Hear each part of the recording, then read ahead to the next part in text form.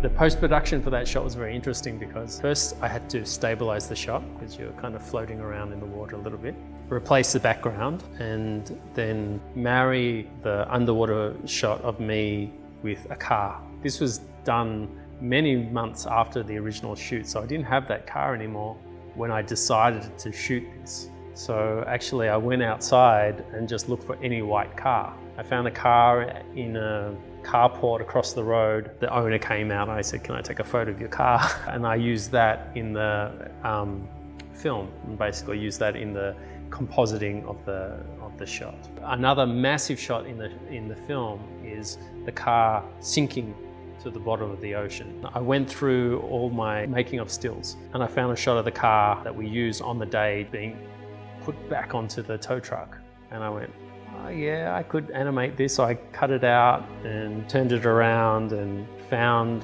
background water source and then had the car animating in After Effects, sort of falling to the bottom. I gave that to another visual effects artist and he added the bridge pillars, added bubbles and a crack in the windscreen, another massive shot that actually cost nothing. I didn't even think about it until the last moment.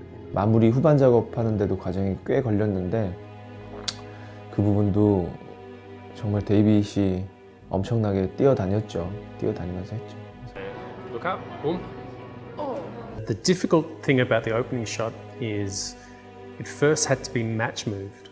We have a shot of the camera just moving through the room, and that footage then was taken into a program called Buju, which extrapolates where the camera is going in the room. From that you can recreate the room virtually. The person that did the original tracking, he left the company. So again, we were stuck with this situation where someone agreed to do it, was able to do it, and then by the time we came to actually doing it, that person had moved on. I scoured the entire earth to find someone that could do this shot. I spoke to friends in Australia, I spoke to people in America, I spoke to people in Europe, sitting there, going through your phone, list, going through your Facebook list, going through your, who do I know, who do I know? Finally, in Korea, we found a new person. So then came back to Korea, got the shot match moved, got the chains made, 3D modeled, and all the texture done, and finally got the shot. You know, that's what you have to do. You have to find the solution. The final shot was a massive idea. Not only was it this massive helicopter shot, but I wanted to show a massive car accident. In the end of the shot, we boom up and we see a little bridge at the bottom, but then we go all the way up to this massive bridge, and on top of that massive bridge I wanted like police cars and fire, ambulance, everything. Of course I can't have that there on the day. Again, I'm stuck with this footage that I shot, knowing that I'm going to have to do something with visual effects with it. As soon as I heard what I had to do, like what I have to deal with his film, that I felt quite interested in it. It was quite fascinating, so I told my boss that I'm in. In order for me to sort of order or action what I wanted out of the visual effects shot, I researched bridges, researched sort of different barricades, researched cars, researched car accidents and how real car accidents look. We see the car behind and we see the camera angle is still moving, so we have like different dimension every frame. When it came to doing the color grade, I called up a friend of mine, Stephen Choi. And he's one of the top dogs at a post-production company called C47. When Dave, the director, showed me his first cut, it was really well edited. I hadn't seen him in a while. I stumbled in, "Hey, how you doing? What am I up to? Let me show you what I'm up to." 굉장히 디테일했죠. 그리고 되게 많이 자기 작품에 애정이 있어서 누구나 그렇겠지만 좀 더 심하게 많이 저를 괴롭혔던 것 같아요. The color grade was very complex for him. I did some research, tried to grab screenshots of movies or even games that sort of reflected the tone and mood that I wanted, which was quite a delicate palette. It wasn't like a uniform color grade. I wanted kind of a greeny blue here, and I wanted warm colors here and there. And then obviously you had to deal with the skin tone. So how did you hear about your makeup artist?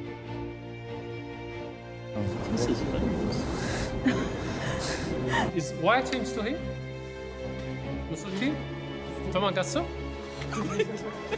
Each step of the way, I'm always looking for, the best people I can work with. I wanted an orchestral score. I was put onto a composer named Soo-young Kim, who worked on a lot of the Korean films, as well as worked on the Hollywood film The Last Stand with Arnold Schwarzenegger. This film, again, I wanted a big film feel. I gave him the reference music. From that, he could feel the tone and mood of the music that I wanted. The composition they came up with was great, amazing, especially, it's composed to the vision. When you watch the film, the music is in total harmony with what you see. And there are little points in the film, we discussed just the realization of when Will realizes that Kay is actually himself. That point, there's sound signatures or, the closing credits music just kicks. Don't ever let someone else's limitations stop you. Don't let their limitation be your limitation. Whenever someone says no, or it can't be done, of course, think carefully, be rational. But I'm the sort of person that I'm like water. I find the way.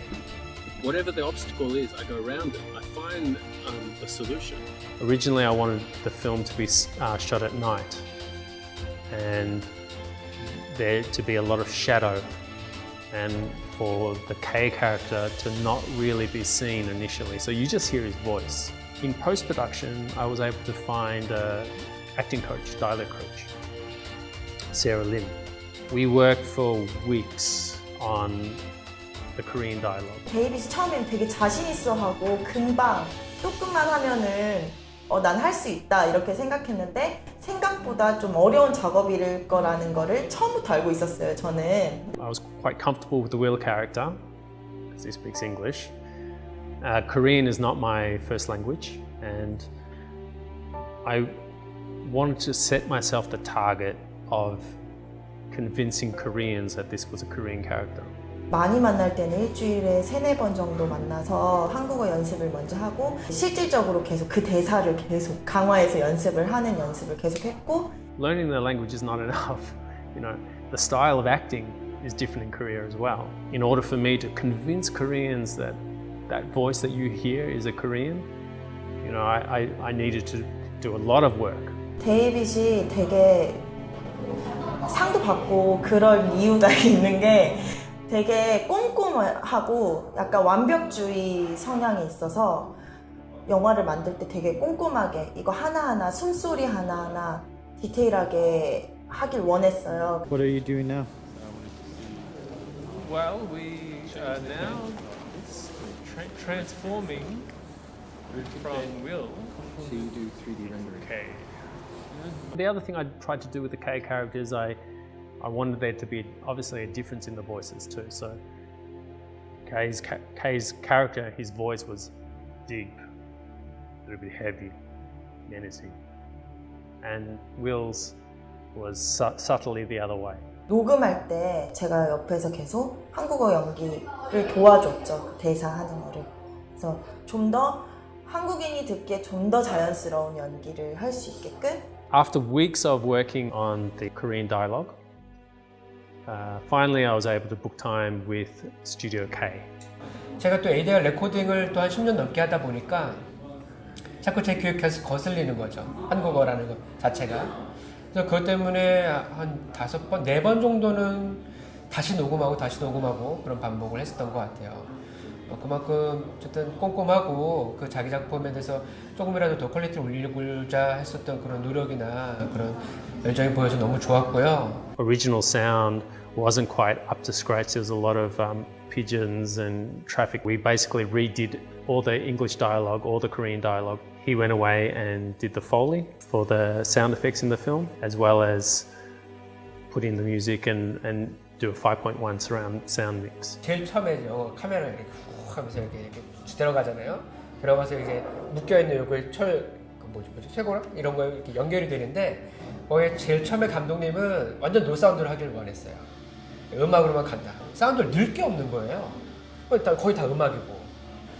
그래서 저희가 이게 훅 지나고 촬영 툭툭툭툭 그래서 패닝도 하게 작업을 했어요.